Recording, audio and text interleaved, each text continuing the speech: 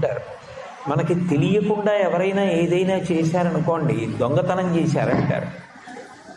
నాకు తెలియకుండా నా మెడలో రుద్రాక్షలు ఎవరో లాగేశారనుకోండి, నా రుద్రాక్షలు దొంగతనం చేశారంటారు. ఆయన కనపడకుండా ఇన్ని ఉపకారాలు చేస్తున్నాడు.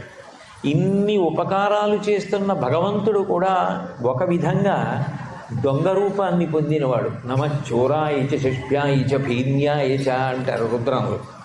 మనకి కనపడడు, కానీ ఇన్ని చేస్తున్నాడు. ఇన్ని చేస్తున్న భగవంతుణ్ణి ఒకసారి చూడాలి అని కోరిక పుట్టిందనుకోండి, ఆయన ఒక రూపంతో కనపడాలి అంటే దేవాలయంలోకి వెళ్ళి దర్శనం చేస్తాం.